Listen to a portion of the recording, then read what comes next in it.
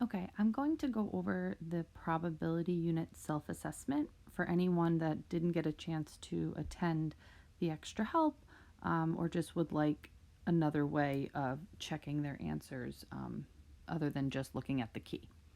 So for number one, it says on a given school day, the probability that Nick oversleeps is 48%. Okay, the probability that he has a pop quiz is 25%. Assuming these two events are independent, also a really important statement, what is the probability that Nick oversleeps and has a pop quiz on the same day? Okay, so we have two different events here. We have the probability that he oversleeps. I'm just going to call that event O. So the probability of event O is 48%. We have the probability that he has a pop quiz. We'll call that event P. So the probability of P is 25%. The events are independent. We're going to get to what we're going to use from that in a moment. And then we're asked for what is the probability that Nick oversleeps and, so you can use the symbol for and or the word and, that's what means and, he has a pop quiz on the same day. So this is what we're looking for. So we know from this unit there is a formula that can help you find and or, but you need one or the other. So that I'll just remind you again. That formula is the probability of A or B is always found by taking the probability of A, adding it to the probability of B, and then subtracting the probability of A and B. Did not leave myself a lot of room there. So that's a great formula to use when you want to find the intersection, which is the and, or you want to find the union, which is the or, but you need to know one or the other. So in this case, I don't know the or. They're asking me for the and. What was the other key piece of information they told us? They told us that these two events are independent. So let's just remind ourselves what we know. If two events are independent, that tells us those two tests of independence must be true. So I know now that the probability of, let's say, event O and event P is equal to the probability of O times the probability of P, right? That's the test, the multiplication test of independence. And we say if the probability of A times the probability of B is equal to the probability of A and B's intersection, then the events are independent. Well, we already know the events are independent, so that means that this statement has to be true. So if I know the probability of O is 48%, and the probability of P is 25%, if I take these two probabilities and multiply them together, I'm going to get the intersection of them, which is 0.12. And that's what we were solving for. Choice 4. Okay. Number 2. Definitely saw a lot of people having questions on number 2. So let's go over this one. This is data we're given about students enrolled in a local high school.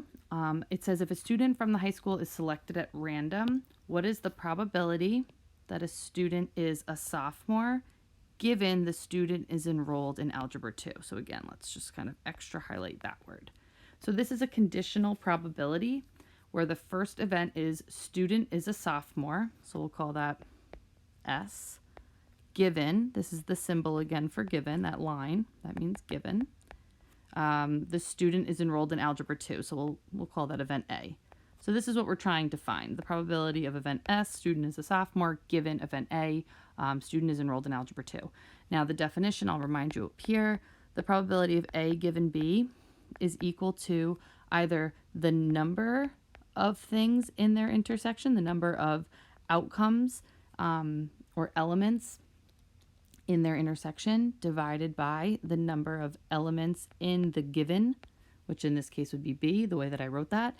The other way you can think about this formula, sometimes you're not given the number of elements and you're given just like number 1, percentages. So it's automatically given to you in terms of a probability. If I just change that N to a P, this formula will also calculate the conditional.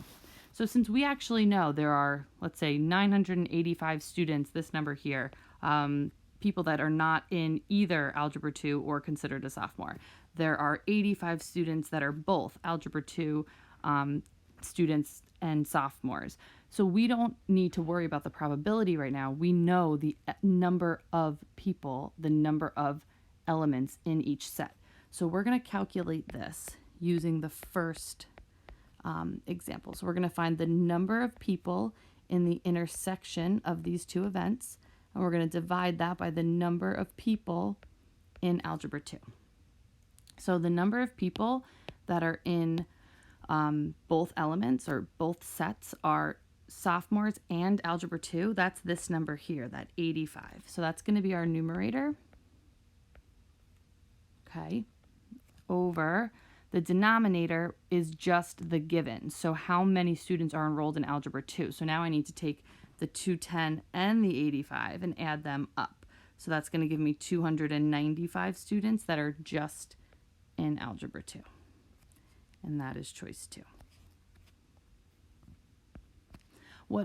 The most common mistake on this question was to pick choice 1 and just kind of think that there's only 210 students in Algebra 2, but those 85 students are part of that, if you think about it like this, that Algebra 2 part of my Venn diagram, right? The 85 is also including sophomores, but it doesn't discount the fact that those 85 students are also considered students in Algebra 2. So 295 is the total amount of students in Algebra 2.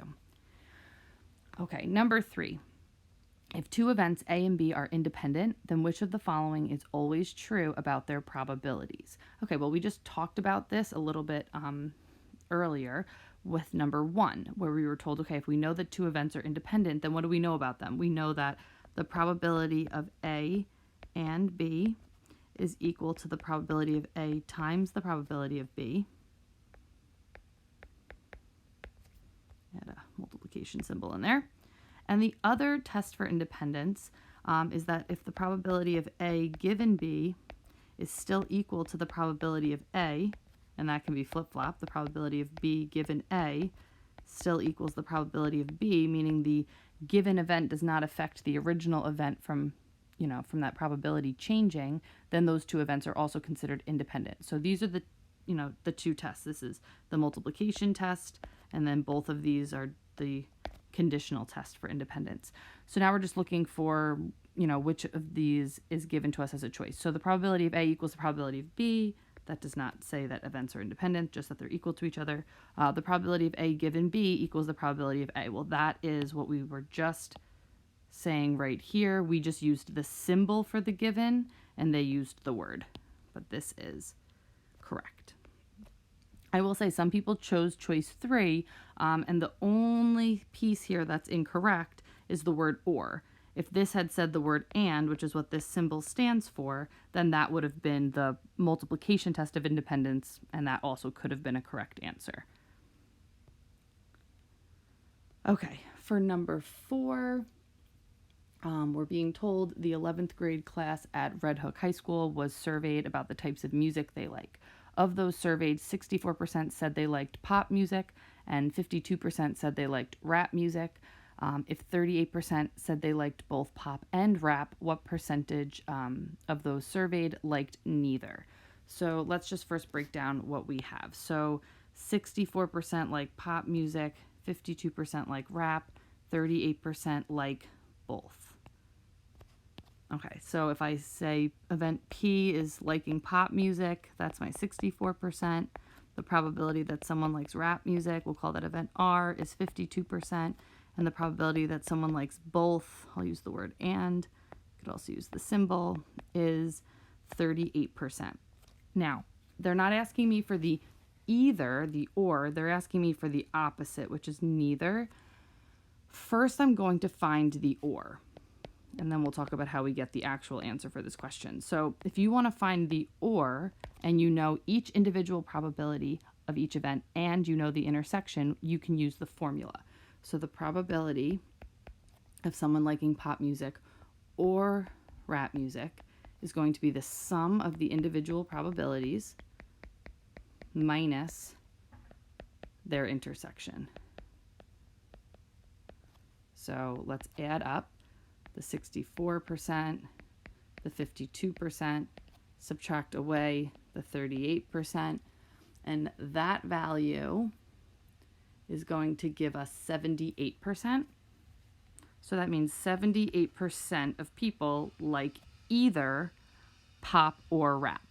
So this is either. Now, to get neither, if 78% of people like either, then 1 minus that is going to give you 22%, and it's 22% then that like neither.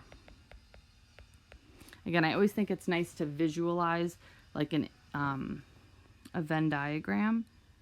I'm not going to fill this all in because we only have percentages here, but if you think about, let's let this be P, pop music, this is R, rap music, a union is everything. So if everything in here, that's the union, that's the 78%, and the whole box has to add up to 100%. Well, if this is 78%, then the 22%, the part that has nothing to do with either, the neither, would be the outside piece. 22% plus 78% would equal 100%. Okay, so 22% is choice 1. Okay, then we're just going to go over the 3 extended response, and we will be done. So, question number 5. A study was designed to test the effectiveness of a new drug. Half the volunteers received the drug, the other half received a sugar pill. The probability that a volunteer receiving the drug and getting well was 40%. So the probability of someone receiving the drug, we'll call that event D, and getting well, we'll call getting well event W, was 40%. What they said to you at the beginning of this problem, which was kind of overlooked, so we just took this information. The probability that a volunteer receives the drug and gets well is 40%. But they also told you up here, half the volunteers received the drug. So that means the probability that someone received the drug is 50%. What is the probability of a volunteer getting well given the volunteer received the drug? So what is the probability of W given D? The probability they get well, again, that's the symbol for given, they received the drug. So the definition or the way to calculate a conditional is the intersection. So the probability of W and D over the probability of the given, which is the probability they received the drug, event D. Now, intersection can be flip-flopped. So yes, we wrote up here they have the drug and they got well, but that 40% is the same as getting well and receiving the drug. So that's my numerator, 40%. The denominator, how many people received the drug, is 50%. And 40% divided by 50%, you could change that to a more simplified fraction of 4/5, or change that to the decimal or percent, which would equal 80%. Any form of this answer, 1, 2, 3, completely correct. The only way I wouldn't leave it is 0.4 over 0.5 because that's really like a fraction in a fraction. It's just not simplified. So 4/5, 0.8, 80%, any version of that is correct. Okay, number 6. According to a recent survey, 12% of U.S. homes own an Apple computer. Okay.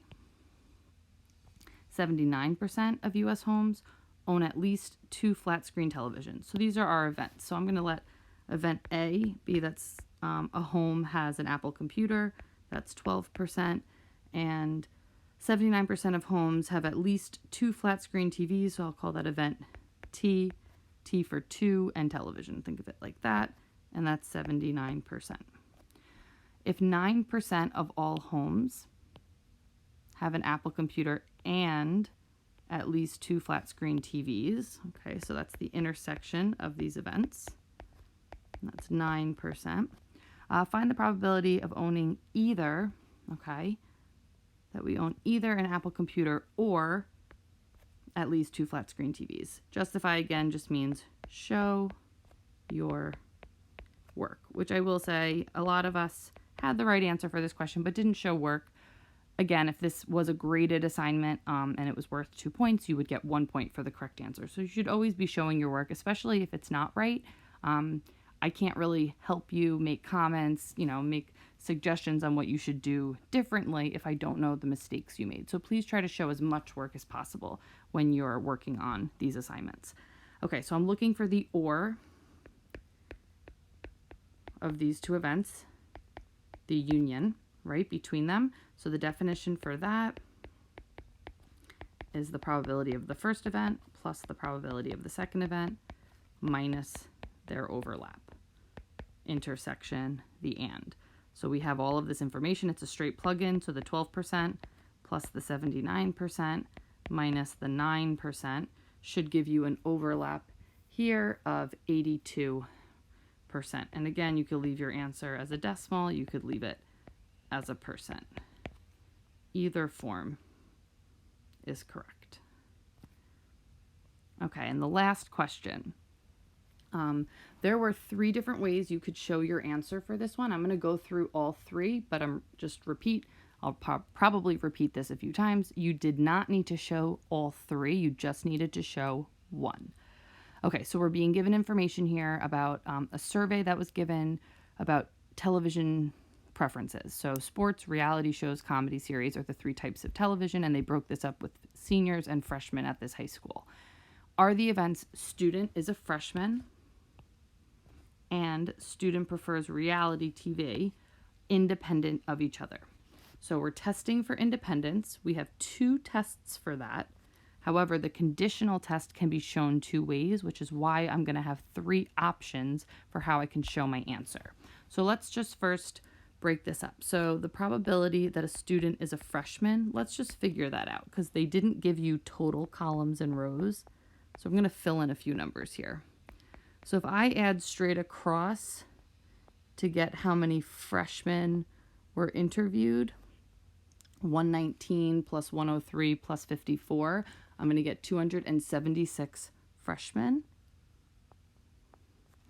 And we're also talking about reality shows. So if I add straight down here, 110 plus 103 is 213. That's how many students preferred reality shows over the others. And then the only other thing is I don't have the total. So to really get that, I should find at least the amount of seniors or the amount of sports and comedy series. So it's easier just to find the amount of seniors. There were 260 seniors. And now if I add straight down, that means there were 536 total students interviewed or surveyed for this data. So again, the numbers we really need are the 213, the 536, and the 276, because these are the events that we're referring to. Okay, so the probability that someone was a freshman that was surveyed is 276. There were 276 freshmen out of 536 students surveyed. The probability that someone preferred reality TV was there were 213 students surveyed that said they liked reality TV, again out of the 536. Okay, now if I want to prove that these 2 events are independent, I can do the multiplication test. I'm going to call that test 1. Again, option 1 in how you could show your answer. So, is this event times this event, does this equal the probability of their overlap? Now, their overlap, let's go back up here. There are 103 students that are freshmen and preferred reality TV. So let me add that up here.